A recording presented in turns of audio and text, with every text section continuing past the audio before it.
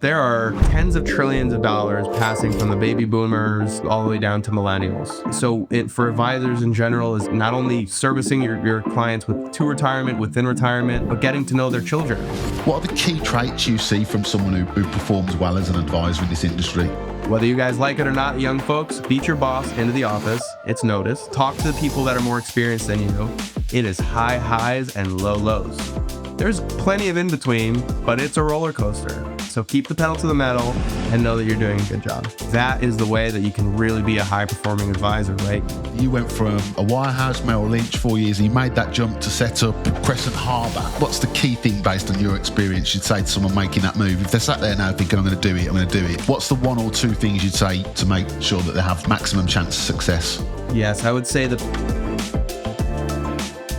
Welcome to the High Performance Financial Advisor podcast with me, your host, Tony Bates. I'm absolutely delighted today to be joined by a very successful and charming young man called Jason Greenfield. So Jason is managing partner at Crescent Harbor Private Wealth. Welcome, Jason. How are you today? Looking very smart. Thank you for making the effort. Thank you, Tony. I'm very excited to be here. I really appreciate you thinking of me and excited to have the conversation. Absolutely brilliant. So before we get stuck into a little bit of background on you, Jason, and you can go through your history. You went from a wirehouse, Merrill Lynch, 4 years, and you made that jump to set up Crescent Harbor. There's a lot of people, I'd imagine, that are sitting at the wirehouses thinking, I want to make that leap, but I'm too scared. Talk me through maybe the moment when you knew you were going to do it and how that went, and then we can go into your history after that. But that's the thing for me, making that big leap from there and setting up this business. Talk me through that process and what the trigger was for you to say, yeah, I'm going to go for it. Thank you again for having me on, Tony, and I'm happy to talk about all this because it's really prevalent, as you said, and I'm sure you see it all the time in your conversations. You know, it's interesting, you mentioned people are scared, and I think that's definitely accurate, but from my perspective, not only prior to leaving, but after, where we want to grow with advisors and encourage people to make that leap, we've noticed that the advisor has to be ready for whatever that means to them. So for me, it was a little bit red tape, if you will, and seemed like there could be a better way to serve the client. And then, when I met my partner, John, we each kind of had some ideas on how to do it better, right? So it was more of a catalyst towards some specific issues with clients and how we felt we could do it better.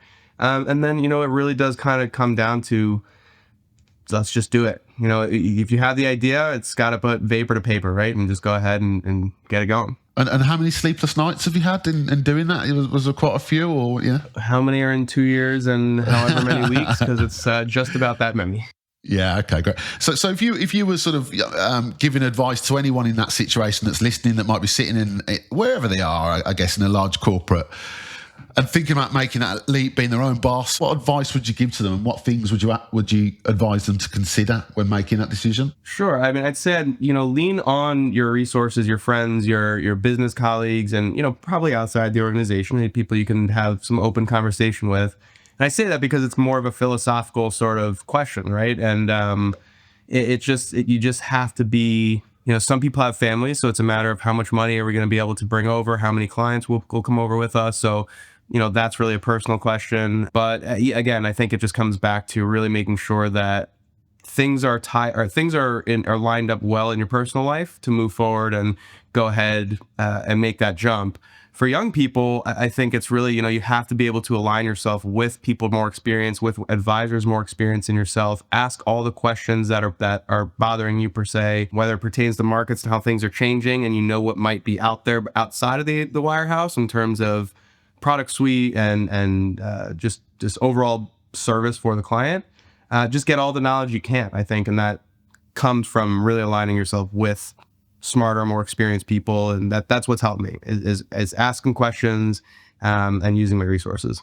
Brilliant. We'll get stuck into a bit about you now, Jason. I hope you don't mind me saying, but you look like a young man for someone who's achieved so much in their career, and that's not meant in a patronising way. It's a complimentary way. But thank you. What does high performance mean to you, and what makes you tick and perform all the time, I suppose? Because it's not easy, is it, with all the outside forces and all that sort of stuff? Who are you, and what makes you tick, and what's got you to the level you are at the age that you are? Sure. I think we're all critical of ourselves, but as I look in the mirror, I can see my bags under my eyes, and we're moving, we're going. But I think back to the sleepless nights and somewhat of a half joke, if you will. I think For one, I'm an entrepreneur, right? So I'm somebody who really has a big picture. I think that big picture thinking that could help, that can hurt, right? So you have to be able to have the dream, but you have to be able to work backwards to really put that vapor to paper. That's my favorite new saying.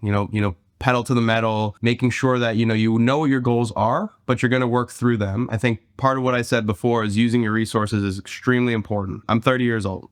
It's extremely difficult for me to make friends in the industry, if you will, and build my network, people who really trust me and know what I'm doing. There's plenty of that, right? I've had the success at Merrill Lynch, I've had the success here, but this is a relationship building business, right? I mean, the investments, they're not easy, but it comes back to the client's goals and how much we get to know about them. So really what we're doing is we're building relationships and hopefully lifelong relationships with our clients and our colleagues and our partners. So that is what makes me tick. I mean, I'm in New York City. I'm in the greatest city of the world. We're constantly moving. There's always somewhere to find to stay busy, right? So Yeah. once a week, I even go to a bar and I just sit there and I put my phone away and I, make sure it's down, kind of looking around and, who can I talk to, right? It's not always Really? necessarily with the idea of making sure that I passing out business cards and, but it's conversation, right? And then you find ways to continue conversation. You could think about it in many ways, or it's have you're courting a girlfriend or a boyfriend, or you Yeah. kind of go through the steps. Is it going to go to the next conversation? Is it going to go towards, oh, nice to meet you? And I have plenty of friends already. So there's plenty of different ways to think about it. Again, I'm 30 in the greatest city of the world, so I try and have some fun with it as well in my thinking. Amazing. I love that. So just on your background then, obviously you were in hospitality to start with before Merrill Lynch, and just talk us through that journey, I guess, from hospitality to financial advice, because that's an unusual move as well, isn't it?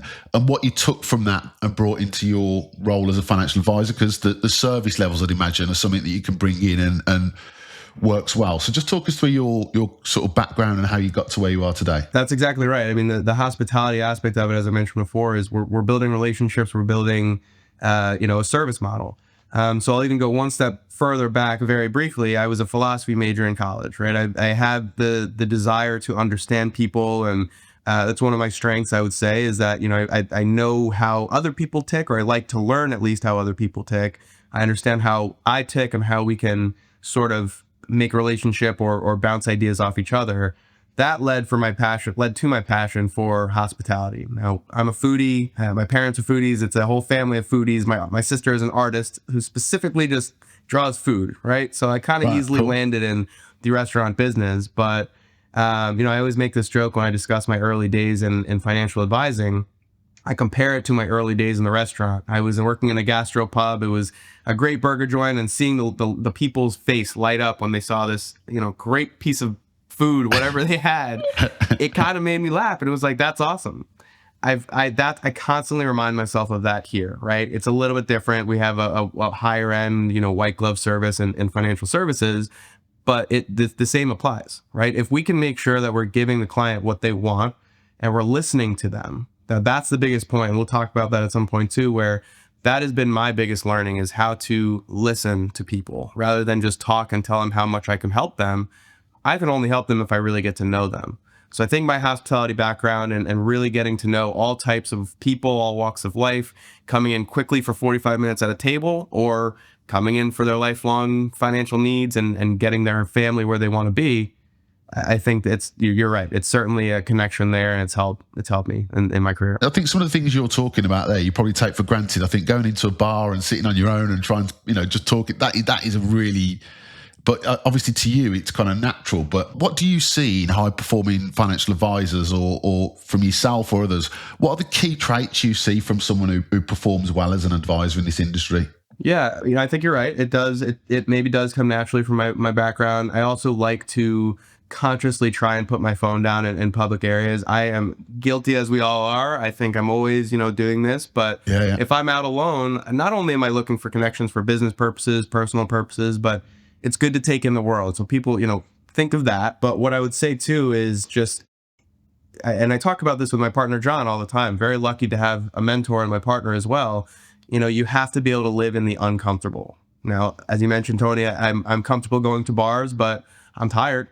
I get home after work, and, I got home last night at 8 o'clock and we had stuff to do. Now, I didn't go to a bar last night and do that, but there are plenty of nights where there's going to be late office hours, and if you can find any bit of energy, any reason to just go, you know what, I'm going to go wash up and then go talk to a few people. I think that is the way that you can really be a high performing advisor, right? You have your pipeline for now.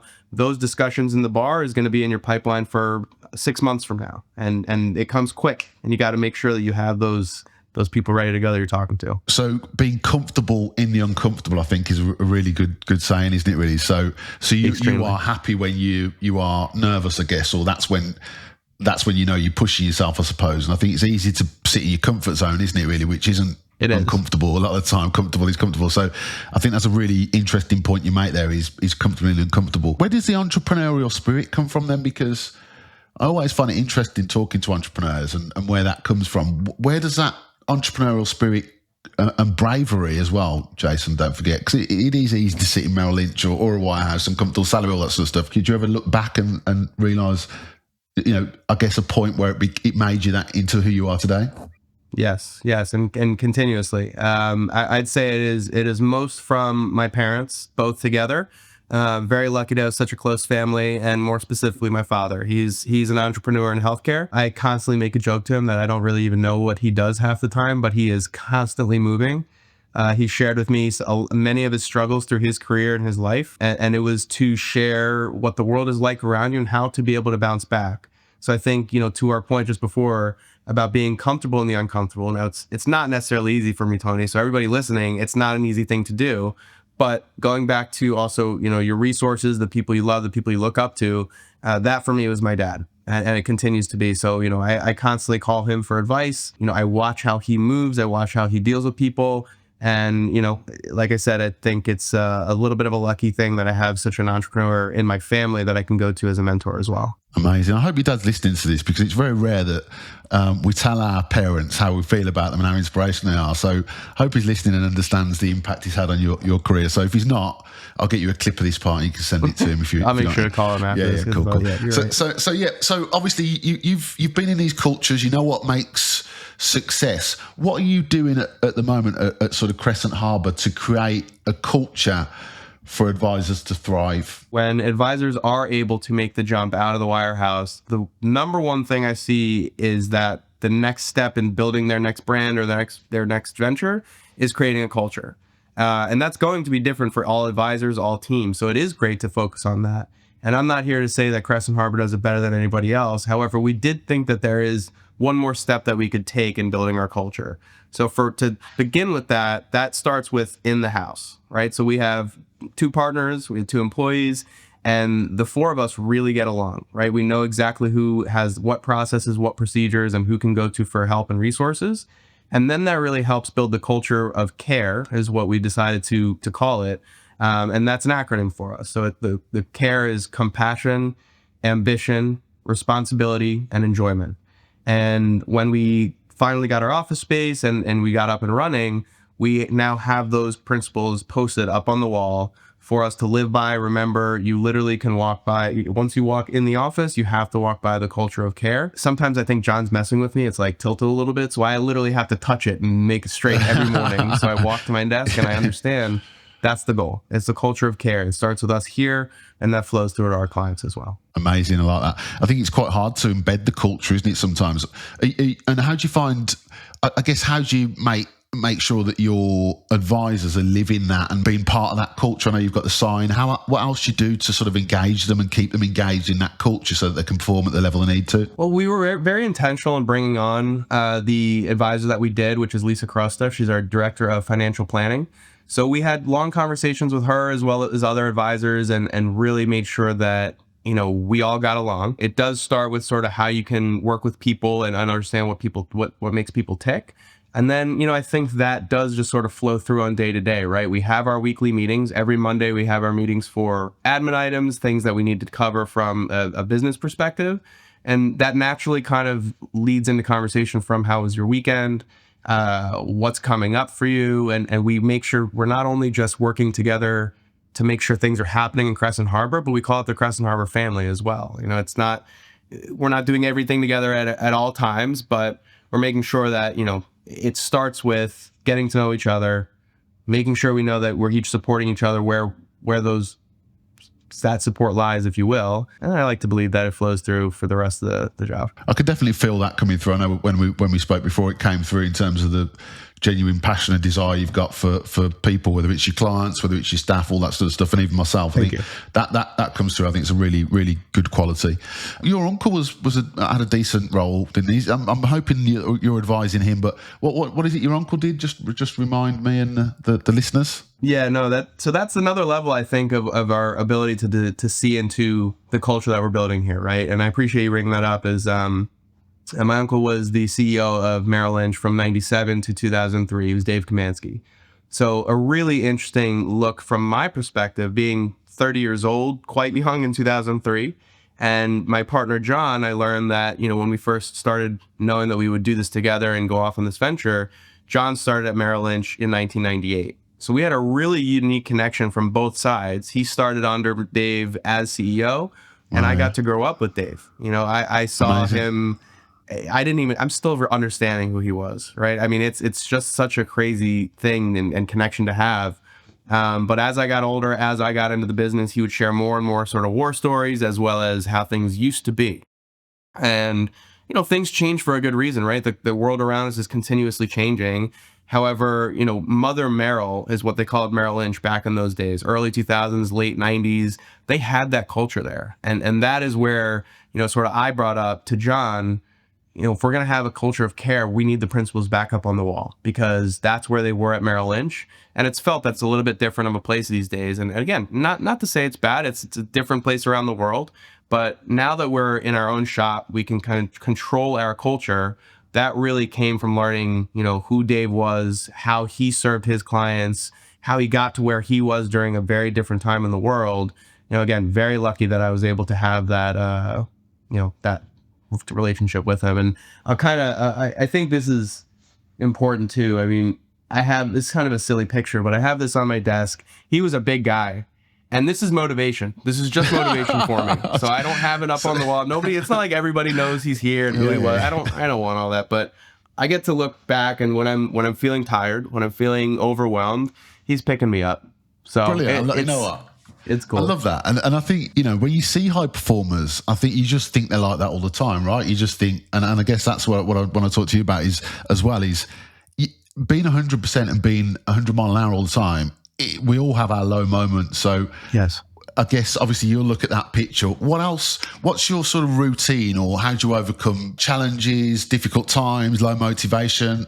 Obviously you look at the picture where he's picking you up, but what other things have you got, or things that you do that can get you out of those challenges, or keep your mind fresh and yes, performing at the level you want to? What are your sort of routines or habits that you do?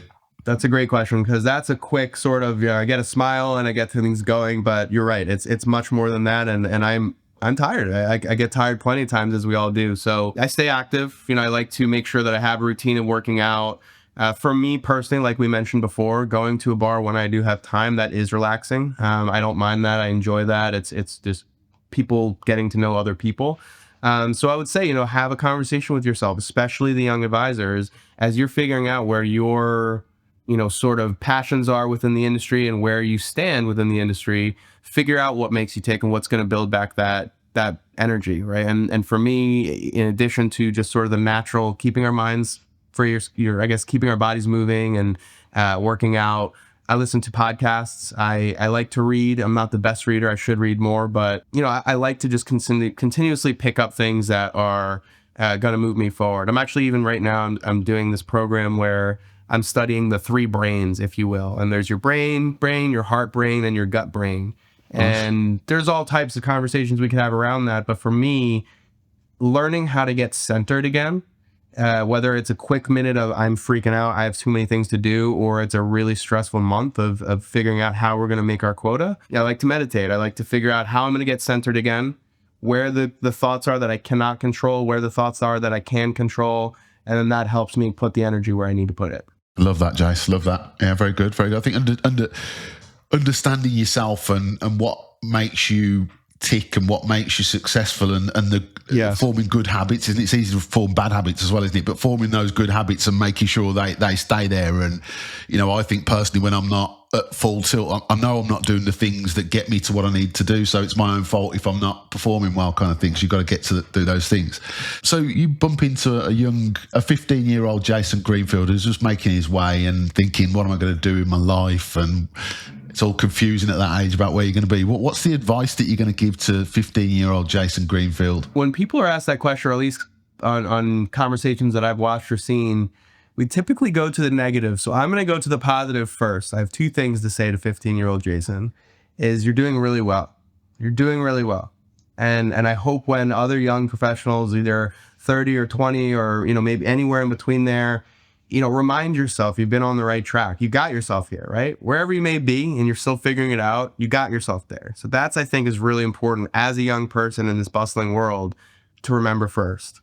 Now, that also is important is what you've learned along the way. So to 15-year-old Jason, I would say, keep the pedal to the metal, you know, right? You're doing great, but there's been plenty of times where I've either gotten comfortable or complacent. And, you know, like we said, you have to live in the uncomfortable. You know, you said comfortable in the uncomfortable. I'm not comfortable in the uncomfortable yet. That's my goal. That's my goal. If I can be comfortable where I know I'm not, man, who knows what the possibilities will be, because it's not easy. So remind yourself that you did a great job getting yourself there, and then continue to remind that 15-year-old self that, you know, keep the pedal to the metal, because there's going to be a lot of successes around the way. And something that I wanted to say earlier, you reminded me of, especially when you go independent and you do your own thing, it is high highs and low lows. There's plenty of in between, but it's a roller coaster. So keep the pedal to the metal and know that you're doing a good job. Love that. So I'm going back to that move from Merrill to, because it is such a big move. It's such a brave move, I think. And there's a lot of, as you say, highs and lows. Knowing what you know now, what would you have done differently when you made that move? A lot. Would you? Yeah. We constantly have conversations about how we can improve, right? So that's on a team level. Like I mentioned before, we have our weekly meetings every Monday. On a partners level between John and myself, you know, we go over plenty of things that we would do differently. And I think that changes for everybody and what circumstance you're leaving.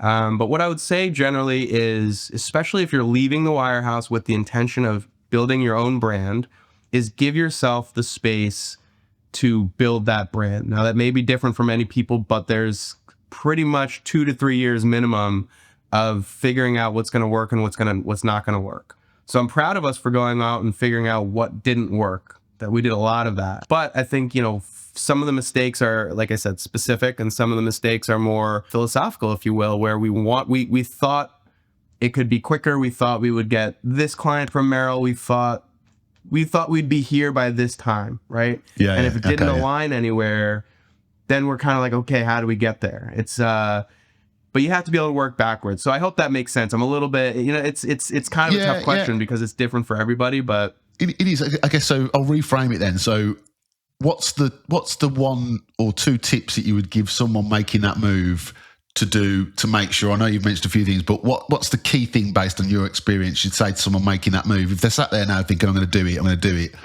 and they're listening to this conversation, it gives them the push. What's the 1 or 2 things you'd say, get that done, or think about this before they actually do it now, to make sure that they have maximum chance of success? Yes, I would say the people around you are the most important. So, you know, as you're thinking about making this move, that's quite a long process of thinking. And then once you start making the move, it's still quite a long process of getting out the door and building your new brand and in your new office. So during that time is figure out, do the best you can with surrounding yourself or bringing on the right people that you know you can trust, you know, you feel good around, that build you up. Because again, not only is it business and how we can work together, make this the most successful it can be here, but you have to be able to trust each other, at least on some level, get along. So figure out the right people that you're going to have around you. And then, you know, again, that 2 to 3 year period is making sure that you have the books in line, that, you know, you're going to have to spend on marketing. You're going to have to spend on branding. You're going to be spending. So understand where you fall on that spectrum, how much pain you can take, if you will. And, you know, is it a 3 year period where, okay, I know I'm going to be making X, or the risk are these number of clients coming over? Really give yourself a talk and say, okay, I can handle that for 2 years. And we got to be at this number by 2 years. You put vapor to paper. That's my new favorite saying, I said. So explain it, vapor to paper. Yeah, Explain that it's to me. not it's not Explain my that to me. saying. Not Well, my it saying. I is have now. to say. It sounds like you've taken it as yours now. So I'm happy. I quite like it. So what's vapor to paper? Yeah, go on. Explain it to me. Sorry if I'm being. Yeah, I think, again, I'm learning as a 30-year-old guy and doing this, I've got large dreams, right? So I have my goals in my head, and it's just vapor in here, right? It can spinning, and it can evolve. You have to write down what your thoughts are, what your dreams are, right? And you have to get them on. You should see my whiteboard behind us. It's scribbled full of stuff, and making sure that my prospects are here and everything that I want to do is in line. Still make sure, there's other things I have to do to make sure it gets done. But the vapor to paper, I think, is really important. Your thoughts being written down is an extremely powerful tool, whether it's in your personal life or your professional life. We can think about these things. We can talk about these things. When you write them out, something else clicks, and then it really gets you going, and you're like, okay. And then all of a sudden you find yourself doing these things. I mean, that's amazing. I think there's a lot of things there that you're doing that are, comfortable and uncomfortable. I think writing down your goals, because I always like the saying that if you don't know where you're going, you don't know when you get there as well. Because it's really easy not to celebrate your little wins, isn't it, when you're on that journey? So writing them down, it means you can maybe give yourself a pat on the back, treat yourself to a beer, a coffee, whatever it is when you get there. But I think having those, otherwise you're just kind of pedaling at pace, and that can be horrible, can't it? Because it doesn't feel like you're ever winning, I suppose. So I think that's a really, really good one. I like that, Joe. So when I say to you high performing financial advisor or high performance, what does high performance mean to you as an advisor? What does it mean? Because it's quite loose, isn't it, really? Performance, whatever it is. But what does it mean to you when you think of someone, a high performance financial advisor? What does it mean? That's a great question. I'm really curious to hear what other advisors out there are saying, because again, it's one of those things will be different for everybody where they are in their stage in life. I'm likely one of the younger operator owners that is in the independent space. So it does go back for me to the conversation we had for moving constantly, always having your calendar blocked, whether it's for studying the industry. I'm going to make a certain number of calls at this time and have a certain number of calls at that time. I wonder if many people will think high performance advisors means bringing in a certain amount of assets a year. Yeah. I think that definitely is included, right? It's important. We're in a sales role. We're in a relationship building and business building role. That's important. But for me, high performing advisor is making sure that when you are tired, especially in the independent space, especially in your first few years out of the wirehouse, is that you're doing everything you can, or at least that you've given it your all to get to your goal, right? So if my goal is to have a certain number of accounts or certain number of assets come in per month, last month I had 10 conversations, but I missed my goal. Well, next month I'm having 15 minimum. You have to constantly, and I just was about to say, I'm constantly rewriting my goals and constantly rewriting out. Every week I make sure it's not always the best. I need to be better. Maybe every Friday I'll do it, but every week they're changing. And I'm scribbling. I got stuff all over the place, but I like to cross out. Not just scribble or not just start over. You cross out because you see where you were and you see where you want to go. For me, high performance means that you know what's in between and you know that you haven't figured it out yet. So as long as you're continuously moving and trying something different, you're going to be great. Love that. I think there's some really good things you're doing there. How do you coach other people to be high performers? Because obviously you've got the culture as a high performer, but obviously the skills that you need, whether it's the mindset, whether it's the vapor to paper, whatever it may well be. How do you coach people to perform better than they are working with you, I guess? Because that's the idea, right? If anyone that joins your business or anyone's business, you want them to be able to perform better than they would without you. So what are the sort of things that you would do to coach and develop someone to become better? That's a great question. And I think it would change from person to person. We talked earlier about bringing on an advisor and how that may impact the culture and making sure we all are getting the job done. So it would be really individual. We'd be very intentional in terms of who we bring on and how we bring them on and how many we bring on at once. And I think that's important to say because each person's going to get motivation a little bit differently. Even with Lisa that we brought on, we are very lucky that she came in. We get along really well, but she's quite different than John and myself, even just from an industry perspective. She handles the planning, we handle the investments, at least for the most part. We all do a mix of each. But motivating her looks like, hey, Lisa, I mean, I constantly am leaving my office and going to ask her questions because she knows the laws, the rules around SEC and retirement and everything in between. So I'm constantly asking her questions. That gets her thinking and doing what she does best. And I think that probably translates into her conversations and getting people in to build their financial plans. I spend a lot of time with understanding who I'm dealing with. But then generally, I would say, listen, we all have a goal. We want to build the firm to get to X. What's your goal?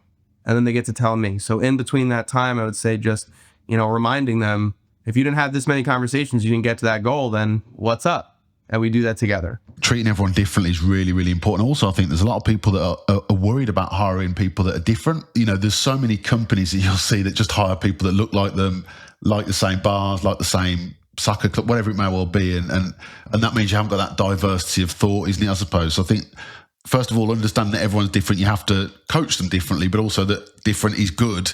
I think that's probably something that's underestimated and something you've probably taken for granted in terms of the way you've approached that there. So I think it's admirable and it's only going to be positive for the business. Yeah, I'd take it one step further, and I think I would agree with you at the end that it's extremely positive for the business, and that could be.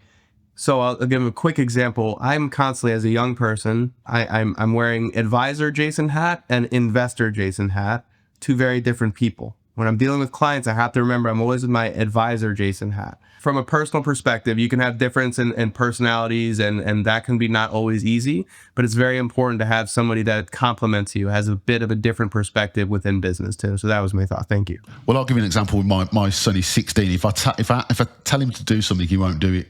Right. So I have to think of a different way and motivate him in a different way. Whereas my younger son, I can just say, "Can you do that?" and he'll do it. So there you go. Again, the same, raised in the same family, but you have to have a different approach to each one to get what you want out of them, I suppose. So that's really important to do, isn't it? So the industry's changing out there at the moment. And how do you see the industry at the moment, the financial advice industry? There's 320,000, I think, at time of recording, financial advice in the US. You read lots of stats around the average age is 55, retiring, and then not too many coming through. You've got AI happening. How do you see the industry, and where do you see the opportunities for advisors in the next sort of now or in the next 3 years? It's a great question. I thought about this a lot. This was the number one question I thought about last night in preparing and having this conversation. Because I'm glad I asked it then, because that would have been, I'm glad I asked it then. Exactly. There was no preparation on that either. I was like, yeah, go on. There you go. That's how the best conversations happen. Because I am constantly hearing almost overloaded with, this is the best time within this industry to capture new wealth transferring, young people coming in and being able to create a succession plan for the older advisors. But it is absolutely true. Absolutely true. Why? I'll stick with you in terms of not knowing exactly the right number, but there are tens of trillions of dollars passing from the baby boomers to all the way down to millennials, right? The generational shift in just asset transfer alone is a very real fact. It's a stat that is happening over the next 20 years. So for advisors in general is getting not only servicing your clients to retirement, within retirement, but getting to know their children, making sure that their families and their legacy stays within the company, because you're going to service them for a generational period of time. Not only the asset transfer, but again, like we said, the opportunity and creating succession planning for the older advisors, right? This is a great industry. We're able to work remotely, especially after COVID, and travel around. And, you see advisors sticking it out for the long run, maybe longer than other industries would. But at some point, they're going to want to exit. However that exit looks, they want to know that their clients are going to be taken care of, their legacy and their business that they built will be taken care of. And who better to do that with than someone that has 20 to 30 years left in their career, that has that time to grow, that's been asking the right questions along the way, has gotten to know these clients, and just naturally gets to shift towards taking over.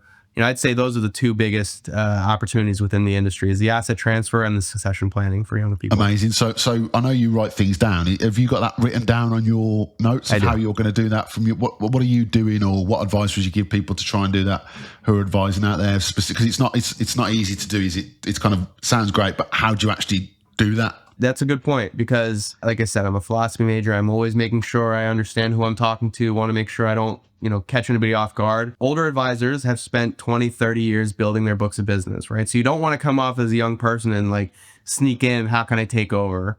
It's generally not the thought, but you want to make sure the older advisor doesn't think that. So I'm in a bit of a different position because now I've already accomplished that. And I'm continuously learning from my mentor in John and my friend and my partner. But what I did at Merrill Lynch is I constantly surrounded myself with more experienced advisors and asked questions. Ask questions is the biggest thing. And you asked me before how I manage people. When I was training in the hospitality industry, I always told people, and it was obviously very different, 30 seconds, 60 seconds, you got to figure it out. Ask me questions, ask me questions. But that also applies here, is asking questions. So what I did at Merrill Lynch during my time in the training program is, frankly, whether you guys like it or not, young folks, beat your boss into the office. It's noticed. Talk to the people that are more experienced than you. I was going nuts during COVID. I couldn't work from home. I know that there wasn't going to be learning there, the hand-to-hand combat of knowing how is a 35-year-old advisor dealing with this? How am I going to do that in 5 to 10 years? So that was my progression. I mean, I started in Denver. I met a lot of different people. I made my way back to New York. But the way that John and I met was that I was in the office every day. I was making the cold calls. You do your job. And then you align with the more experienced advisor. You ask them questions in between, and you figure out how they did it. You figure out what you like, how they did it you figure out what you like, how they did it, what you don't like, and then create your own way.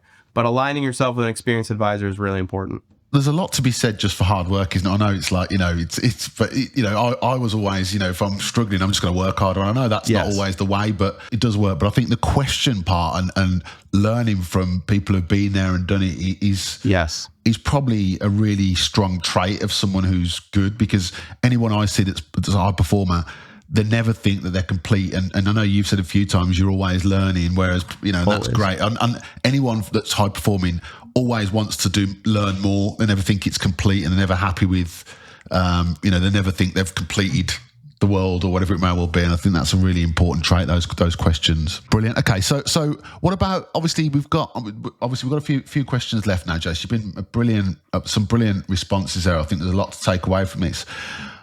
AI, the big cloud that's coming towards us, and I mean, who knows what this is going to bring, but how do you think AI will impact you, and how can you use AI to be a better performer, provide a higher service to clients? Have you got any views on that at the moment at all? I know there's a lot of trial and error at the moment, but there's got to be a way where it can make you perform at a higher level while increasing service levels, right? I love the way you phrase that question, because there is also the question of, will AI replace us, whether it's my industry or other industries or our industry, excuse me. The answer is no. In our industry, for certain, it can't, right? The human to human contact is really important. Getting to know your clients is important, but AI will be and is currently an extremely useful tool to use. That can start with using whatever your preferred AI tool is for tailoring up your writing, tailoring up an email, or using an AI, if you're able to, with your compliance approved broker dealer,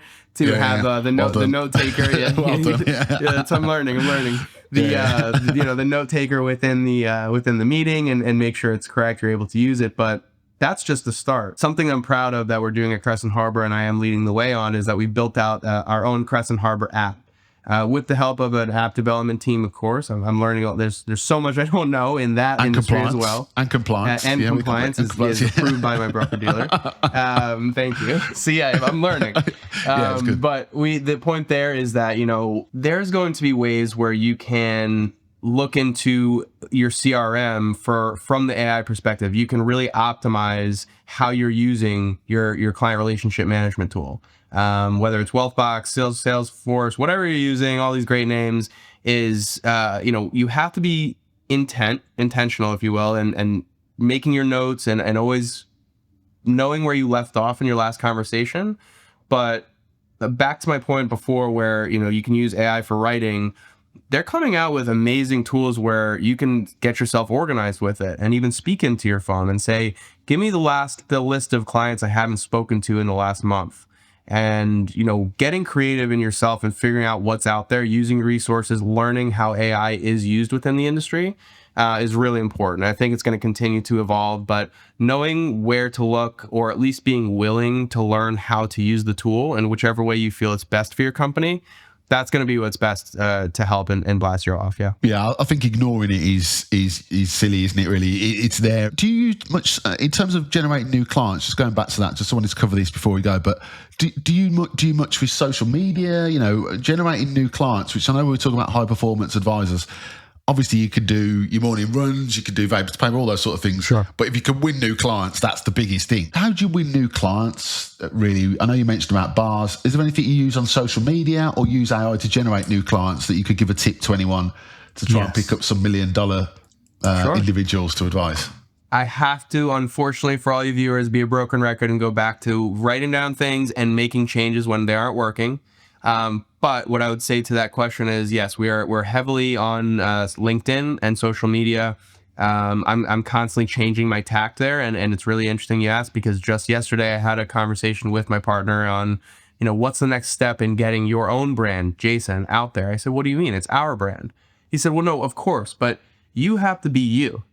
Yeah. Right? Come up with something that is specific to Jason, whether it's investments or planning or anywhere in between, or even golf. You know, make some sort of a podcast or a webinar around a hobby that people like, and then you can discuss the financials within sort of the webinar. You know, you get people in, and then you can start talking about what's actually useful in their life. Then you build out the pipeline on each one of those segments, if you will. So, you know, I have got plenty of episodes with CFOs and CPAs, and we're just discussing the industry. What I'm going to do next is look towards younger folks and getting their perspective on the industry from their perspective. Excuse me, I said that a couple times. But point being is that, you know, I think you're right. You have to be able to use social media. You have to change your tactic if it's not necessarily useful. And most important is be yourself in that process and get your message out there, whatever it may be. Jace, I think you've been an absolute pleasure. I really, every time I talk to you, I think there's so many qualities in the way you view things that you probably take for granted, that I think there's so much for people to learn from. And I think, you know, but I think in terms of what you're doing at Crescent Harbor Private Wealth, I think it sounds like a great culture. You've made that leap from Merrill, hospitality to Merrill, to doing what you're doing now. I think it's a great effort. I can't wait to follow your story. So if you listen to this podcast in 3 years' time, where do you think Jason Greenfield and where do you think Crescent Harbor will be? Because you can, and in 3 years' time, I'll put it into your diary to have a listen to this, so you see if you got it right or not. That's perfect. I'm going to be writing this down just after, and you know, paper to paper. But you know, there's the hope, and that is that we have gotten to the asset size that we want to be at, right? That's going to be different for everybody. But 3 years from now, you know, we're going to want those process and procedures written out on paper so that we can have a fully functioning total firm that's going to attract other advisors, as well as know that, you know, clients understand that the Merrill Lynches of the world, the other, you know, the big banks, they have a place, they will be here. Not really necessarily a but. However, the look in the independent space is, well, who are you? You don't have the brand. You don't have this. Do you have this, rather? And there's some skepticism there. You know, 3-year Jason, 3-year industry is hoping that, you know, the rest of the world sort of understands that advisors like myself and others who are aspiring to do so, leave the wirehouse or just start their own firm, they're doing it with the best intent for the client. So in 3 years, I hope that not only are our client base understanding that and has grown, but I really hope that it continues to grow in numbers and how many advisors are doing this adventure. I said adventure, I meant venture, but it is an adventure. Yeah, of course it is. Yeah. And then, you know, making sure that people understand that this is the open architecture and planning and product suite and total service is high, and it's here to stay. So I hope that makes sense. It's just general knowledge and education around the independent space is just known. For anyone listening to this that wants to perform better as an advisor, or, you know, wants to improve, what's the one book you would recommend them to read? One, as I would say, is read The Obstacle is the Way. Okay. You know, that's there's that and either The Daily Stoic. So you could choose between two. They got a little bit of a different ride. The Daily Stoic takes one quote or one sort of page per day. So it's not a hard read. It gives you the date where you should be. So if you pick it up in April as opposed to October, you know where to start. It tells you sort of where philosophies lie within Stoicism. It helps sort of reframe your brain, and it's not overwhelming. The Obstacle is the Way. It speaks for itself, right? Living in the uncomfortable, that's going to help you really get to know that The obstacle is the way. And if you want to get to being the highest performing you want to be, go ahead and read that book. Either one of those two is really fantastic. You've been an amazing guest. I'm really pleased you've come on, Jason. I think you've covered some great points. There's loads of takeaways from that. So thank you, Jason Greenfield, Crescent Harbor Private Wealth. You can connect with him on LinkedIn. He's a great guy. So thank you, Jason, very much. Thanks, Tony. I really appreciate you having me. It's great. Thank you for listening to High Performance Financial Advisor. If you found today's episode valuable, make sure you subscribed on your favourite podcast platform so you don't miss the next one. Until next time, keep performing.